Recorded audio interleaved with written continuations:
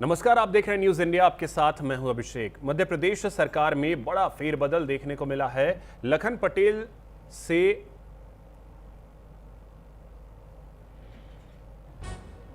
गाय पशुपालन विभाग ले लिया गया है। सीएम मोहन यादव ने पशुपालन विभाग संभाला है। सीएम मोहन यादव के पास अब 11 विभाग होंगे। लखन पटेल से पशुपालन विभाग वापस लिया गया है। मध्य प्रदेश सरकार में बड़ा बदलाव देखने को मिल रहा है।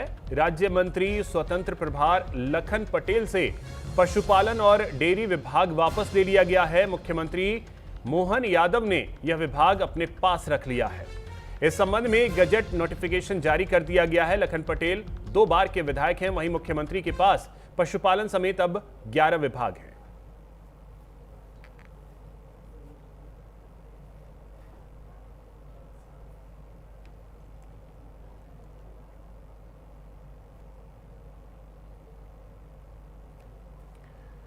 तो देखिए, ये बड़ी जानकारी निकल करके आ रही है कि पशुपालन मंत्रालय जो है वो अब सीएम मोहन यादव ही संभालेंगे, उन्हीं के पास रहेगा। मध्य प्रदेश सरकार में एक बड़ा फेरबदल देखने को मिल रहा है, जहां लखन पटेल से पशुपालन विभाग जो है वो ले लिया गया है।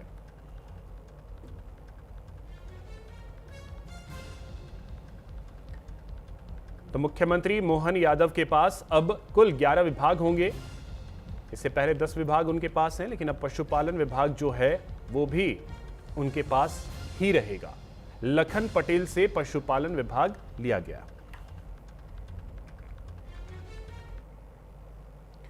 मध्य प्रदेश के कांग्रेस अध्यक्ष जीतू पटवारी 150 किलोमीटर की साइकिल यात्रा कर सीहोर पहुंचे। यहां उन्होंने पेपर लीक और किसानों के मुद्दे पर मोहन यादव सरकार पर निशाना साधा। पटवारी ने आरोप लगाया कि बीजेपी सरकार में भ्रष्टाचार बढ़ रहा है और कांग्रेस जनता के मुद्दों को लेकर लगातार आवाज उठाती रहेगी। इसके बाद वे साइकिल से भोपाल के लिए रवाना हो गए।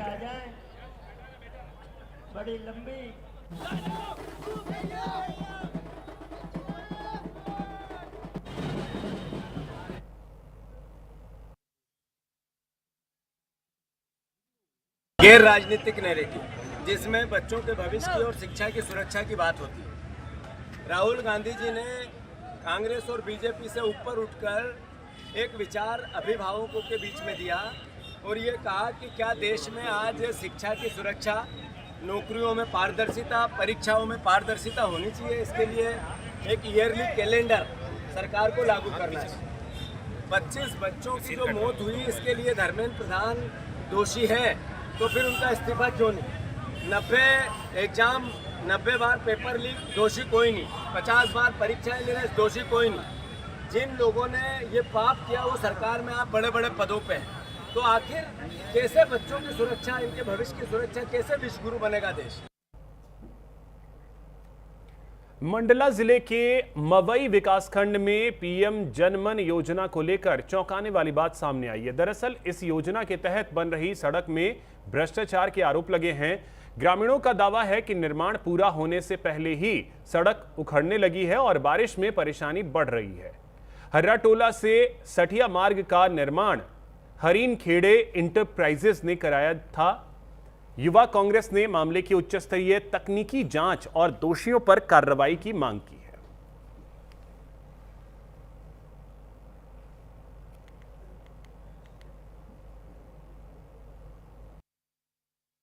मवई हर्राटोला पखवार से सठिया पहुंच मार्ग, जिसकी लंबाई 5 किलोमीटर है, पीएम जनमन योजना के तहत स्वीकृत हुआ है, जिसको आरएस विभाग के द्वारा बनाया गया है।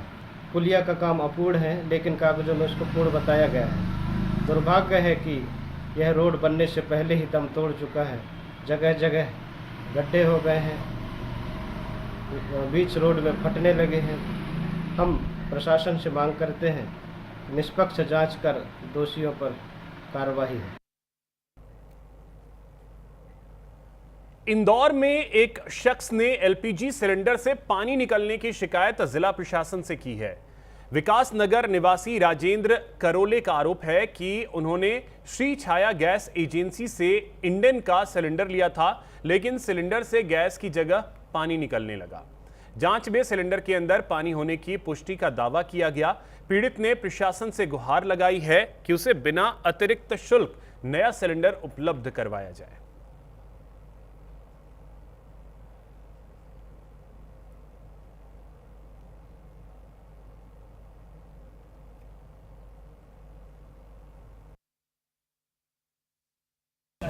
ये टंकी में पानी भरा हुआ था, इसके लिए आया था यहाँ। ये इंडियन गैस है, शिवछाया कंपनी की। ये मैंने 12/4 को ली थी। जब से 1 महीना हो गया कंप्लेन करते करते आज यहाँ लेकर आया। शिवछाया ये मेदांत हॉस्पिटल के आगे। मैंने कंपनी गया था लेके एजेंसी पे चेक करने वाला घर पे आएगा। उन्होंने ऐसे चेक करवा दिया, चेक करा मैंने इस टाइम। उन्होंने टंकी भेजी नहीं, 1-2 बार बोले थे बोले टंकी के लिए, बोले पैसे देने पड़ेंगे इसके। मैंने पैसे नहीं दूंगा मैं, भाई टंकी पेमेंट पहले कर चुका हूँ जो ली थी भरी। ये 900 साढ़े 900 टंकी मिली थी, जो भी रेट है इसका। अब डबल से चेंज करने के पैसे मांगता है।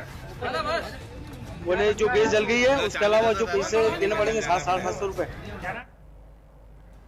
सिवनी से रफ्तार के कहर की खौफनाक तस्वीर सामने आई, जहां एक तेज रफ्तार कार अनियंत्रित होकर डिवाइडर से जा टकराई। टक्कर इतनी जबरदस्त थी कि कार सड़क पर कई बार घूमती हुई नजर आई।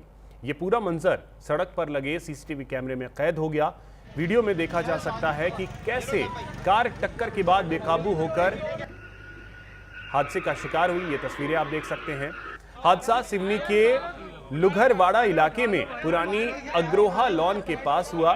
गनीमत ये रही कि कार चालक सुरक्षित बच गया और कोई दूसरा वाहन इसकी चपेट में नहीं आया। यह हादसा एक बार फिर तेज रफ्तार के खतरे को दिखा रहा है।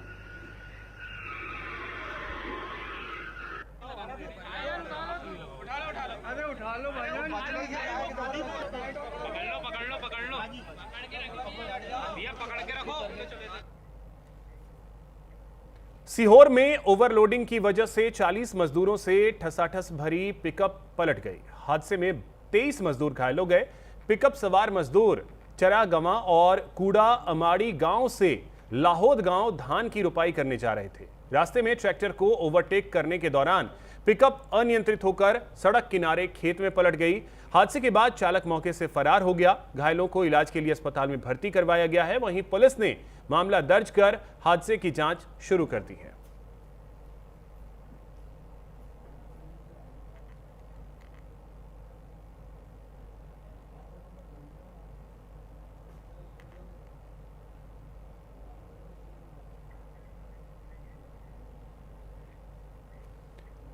सिवनी में एक युवक को कपड़े उतरवाकर बेरहमी से पीटने का वीडियो वायरल हो रहा है। मामले में पुलिस ने 3 आरोपियों को गिरफ्तार किया है। पुलिस जांच के मुताबिक वायरल वीडियो लगभग 1 महीने पुराना है। पुलिस का दावा है कि पीड़ित युवक का एक युवती से अफेयर था।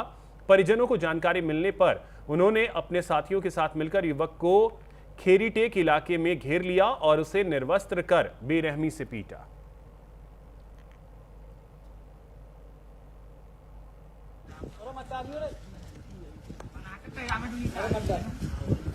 पहला अभिषेक पूरे स्क्रेच बहनचोद इधर से भी जम के तरफ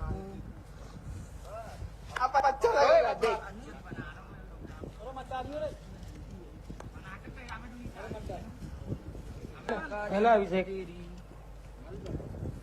पूरे स्क्रेच बहनचोद इधर से भी जम के तरफ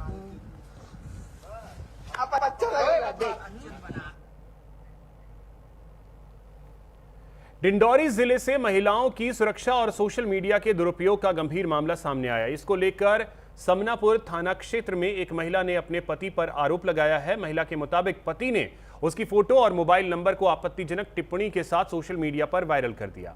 पीड़िता का कहना है कि इसके बाद उसके पास लगातार अश्लील और अभद्र फोन आने लगे।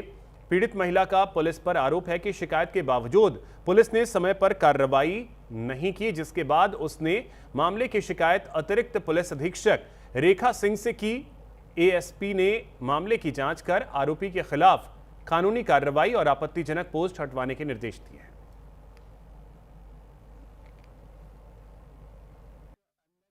जो भी तथ्य, एक महिला आई थी यहाँ पर, एक लिखित आवेदन पत्र अपने साथ लेकर आई थी। उसमें जो आप बातें कह रहे हैं उस सारे तथ्य उसमें लिखा हुआ था। और संबंधित थाना प्रभारी को इस संबंध में मैंने निर्देशित कर दिया है। तत्काल में हम उसमें वैधानिक कार्रवाई जो भी है नियमानुसार कार्रवाई उसमें सुनिश्चित कर रहे हैं और आगे जो भी तथ्य आते जाएंगे उसमें अग्रिम विवेचना में और भी हम स्पष्ट करते चले जाएंगे। सर, मेरे पति मेरे से बहुत बुरा बर्ताव कर रहे हैं। मैं समलापुर क्षेत्र की रहने वाली हूँ और मेरे फोटो लेके और मेरे नंबर लेके वो मेरे पति इंस्टाग्राम फेसबुक में बहुत ज़्यादा वायरल कर दिया है। गंदा गंदा व्हाट्सएप कर रहा है, जिससे बहुत दूर दूर से कई जगह से मेरे पास गंदा गंदा फ़ोन आ रहा है कि मेरे से आके ऐसा करो वैसा करो, इतना इंचार्ज है कितना इंचार्ज है, इस करके पूछ रहे हैं। तो मेरे बहुत बदनामी हो रही है, तो इसके खिलाफ आगे कोई कार्रवाई किया जाए। मैं थाना समलापुर में गई तो वहाँ कोई कार्रवाई नहीं हुआ। इसके बाद मैं डिंडौरी में आई, तो डिंडौरी से अभी फिलहाल कार्रवाई किया जाए। मंडला में सरेआम कानून की धज्जियां उड़ाते हुए एक शख्स का वीडियो वायरल हुआ। वायरल वीडियो में एक लहूलुहान शख्स रिक्शे से बंधे हुए युवक की चप्पलों से पिटाई कर रहा है। बताया जा रहा है कि वीडियो में दिख रहे दोनों शख्स किसी बात को लेकर आपस में भिड़ गए। इस दौरान एक शख्स ने दूसरे पर लाठी से वार कर घायल कर दिया। घायल शख्स ने हमलावर को रिक्शे में बांध दिया और उसकी चप्पलों से पिटाई कर उसे थाने ले जाने लगा। कोतवाली पुलिस ने वायरल वीडियो के आधार पर मामले की जांच शुरू कर दी।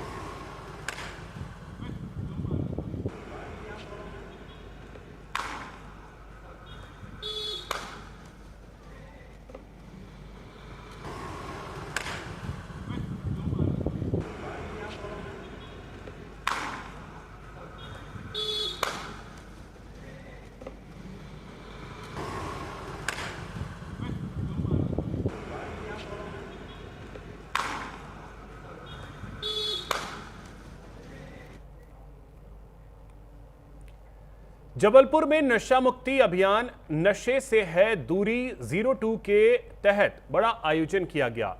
भंवरताल स्थित स्ट्रीट कलर में हुए कार्यक्रम में प्रशासन और पुलिस अधिकारियों के साथ सामाजिक संस्थाओं ने भी हिस्सा लिया। लोगों को नशे से दूर रहने की शपथ दिलाई गई और नुक्कड़ नाटक के जरिए जागरूकता फैलाई गई। इसके बाद नशा मुक्ति संदेश के साथ विशाल रैली निकाली गई। मैं विनम्र आग्रह कर रहा हूं उपस्थित शासन विभाग प्रमुख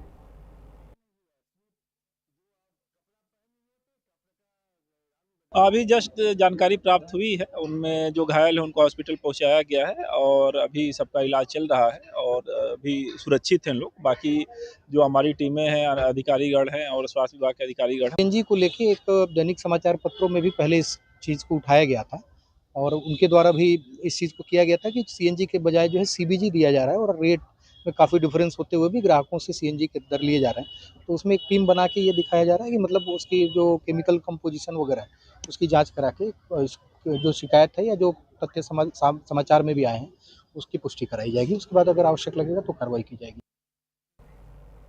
जबलपुर के एक निजी अस्पताल में मरीज की अचानक तबीयत बिगड़ने के मामले में नया मोड़ आ गया है। तबीयत के बिगड़ने को लेकर परिजनों ने इलाज पर सवाल उठाए। परिजनों का आरोप है कि बेहतर हो रहे मरीज को अचानक वेंटिलेटर पर डाल दिया गया। अस्पताल प्रबंधन ने कार्डियक अरेस्ट को वजह बताया है, जबकि परिवार ने पूरे मामले की निष्पक्ष जांच की मांग की है। घटना के बाद अस्पताल परिसर में हंगामा भी देखने को मिला।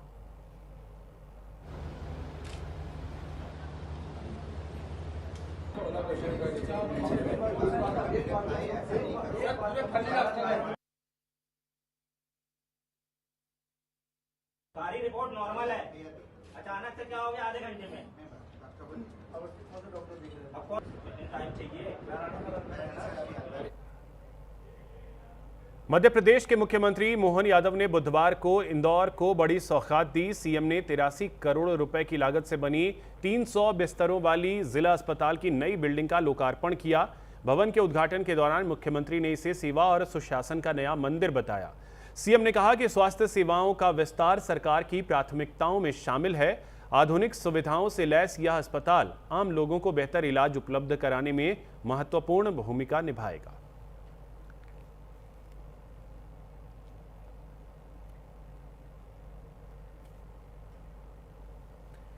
छत्तीसगढ़ के मुख्यमंत्री विष्णुदेव साय ने भावना दीदी की विज्ञान पाठशाला मोबाइल इमर्जिंग टेक्नोलॉजी लैब को हरी झंडी दिखाई। इस मौके पर उन्होंने पांडरिया की विधायक भावना बोहरा को बधाई देते हुए कहा कि भावना दीदी विज्ञानशाला के तहत टीम मेंबर मिडिल स्कूल और हाई स्कूल का दौरा करेंगे और वहां बच्चों को एआई, रोबोटिक, ड्रोन समेत आधुनिक शिक्षा देंगे, जो आने वाले समय में बच्चों के लिए बहुत उपयोगी होंगे।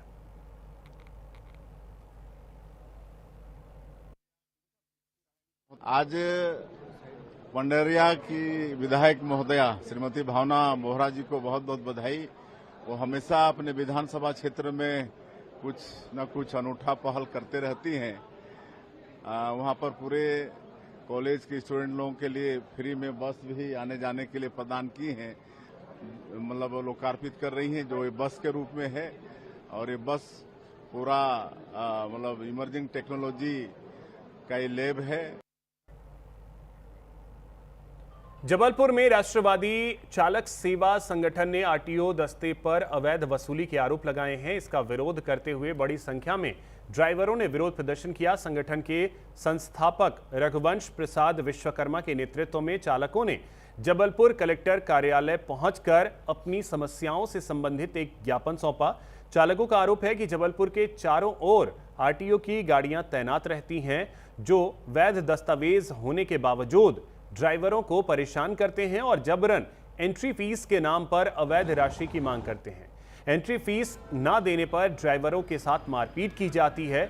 यह वसूली 500 से लेकर 5000 तक मनमाने ढंग से की जाती है। कलेक्टर ने इस मामले में जांच के आदेश दिए।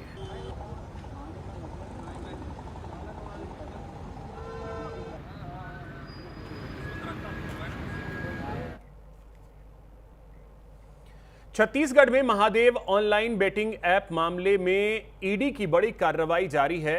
मामले में आरोपी विकास गर्ग को कोर्ट में पेश किया गया। ईडी की टीम उसे दिल्ली से गिरफ्तार कर रायपुर लाई थी, जहां एजेंसी रिमांड लेकर आरोपी से पूछताछ की मांग कर सकती है। इससे पहले ईडी ने मामले में करीब 940.77 करोड़ रुपए की संपत्तियां अटैच की थी।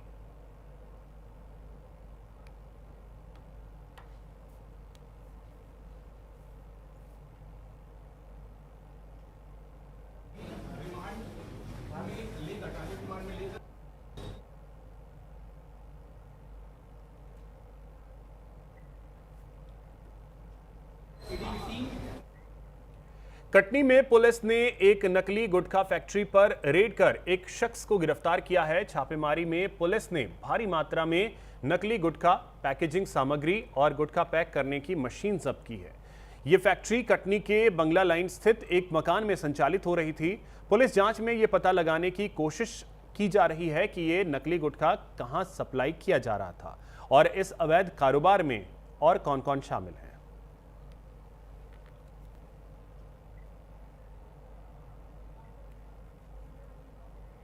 रायसेन में जमीनी विवाद में एक बड़े भाई ने अपने ही छोटे भाई की चाकू घोंपकर हत्या कर दी। पुलिस के मुताबिक मृतक विष्णु प्रसाद सेन अपने दो बेटों अखिलेश और अजय के साथ खेत पर पहुंचा, जहां पर पहले से मौजूद उसका बड़ा भाई नारायण सेन खेत की जुताई कर रहा था। जब विष्णु प्रसाद ने बुआई का विरोध किया तो उसने अपने भाई पर चाकू से हमला बोल दिया।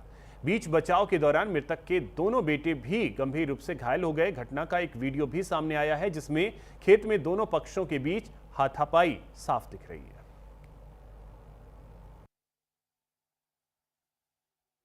फरियादी की रिपोर्ट के आधार पर एक रिपोर्ट की गई, जिसमें दो भाइयों के बीच में जमीनी विवाद को लेकर जो है एक भाई व उसके परिवार के द्वारा दूसरे भाई व उसके बच्चों पर जो है वो हमला किया गया। इसमें फरियादी जो है पीड़ित विष्णु प्रसाद की इलाज के दौरान मृत्यु हो गई है। पुलिस द्वारा मामले को तत्काल संज्ञान में लेते हुए बीएनएस की विरुद्ध धारा में अपराध पंजीबद्ध किया गया और आरोपी गण को अभिरक्षा में लिया गया। इसमें 3 लोग घायल थे, उसमें एक की इलाज के दौरान मृत्यु हो गई। इसमें 4 आरोपी बनाए गए हैं। उसमें जो है फरियादी हैं, उसी का भाई, उसका परिवार, उसकी पत्नी, दामाद और उसकी बेटी जो है वो आरोपी। छत्तीसगढ़ में मनेन्द्रगढ़ मेडिकल कॉलेज को राष्ट्रीय चिकित्सा आयोग से लेटर ऑफ परमिशन मिल गया है। इसके साथ ही शैक्षणिक सत्र 2026-27 से 50 MBBS सीटों पर दाखिले का रास्ता साफ हो गया है। इसके साथ ही स्वास्थ्य मंत्री श्याम बिहारी जायसवाल का वो दावा भी सच साबित हो गया, जिसमें उन्होंने कहा था कि मनेंद्रगढ़ का सरकारी मेडिकल कॉलेज इसी शैक्षणिक सत्र से शुरू होगा। कॉलेज शुरू होने से MCB, सरगुजा संभाग और आसपास के छात्रों को बड़ी राहत मिलेगी।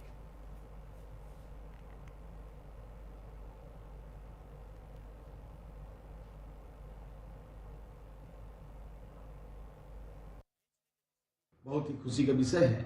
एक विधायक के रूप में मनेंद्रगढ़ विधानसभा क्षेत्र का मेरे लिए इससे बड़ा उपलब्धि भरा दिन और कोई नहीं हो सकता कि आज हमारे मनेंद्रगढ़ में मेडिकल कॉलेज की जो स्थापना हम लोगों ने प्रारंभ किया है, आज अधिकृत रूप से NMC नेशनल मेडिकल काउंसिल ने मनेंद्रगढ़ को 50 सीट इसी शिक्षा सत्र 2026-27 से मेडिकल कॉलेज प्रारंभ करने का अनुमति दे दिया है। और मध्य प्रदेश के अनूपपुर, शहडोल, सीधी, सिंगरौली इन क्षेत्र के लोगों को भी इस मेडिकल कॉलेज के खुल जाने से लाभ मिलेगा।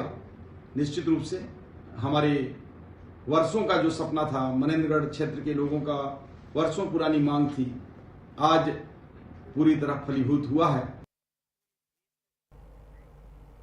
छत्तीसगढ़ के PWD विभाग में कथित टेंडर अनियमितताओं को लेकर सवाल उठ रहे हैं। 50 लाख रुपए के बाद अब 45 लाख रुपए के टेंडर में भी नियमों की अनदेखी के आरोप लगे हैं। शिकायतकर्ताओं ने पूर्व अधीक्षण अभियंता TR कुंजाम पर ठेकेदारों को लाभ पहुंचाने का आरोप लगाया है।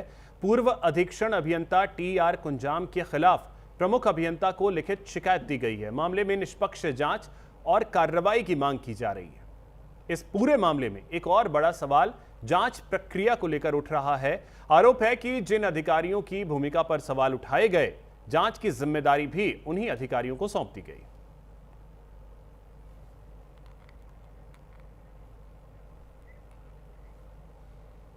बस्तर में नशे की हालत में उत्पात मचाने को लेकर बड़ा एक्शन देखने को मिला है। 2 आरोपियों पर बस्तर पुलिस ने कार्रवाई की है। आरोप है कि जगदलपुर के राजेंद्र नगर वार्ड में युवकों ने चाकू लहराकर राहगीरों से मारपीट और धमकी दी थी। पुलिस ने 2 आरोपियों को गिरफ्तार कर न्यायिक रिमांड पर भेज दिया है, जबकि तीसरे आरोपी की तलाश जारी है।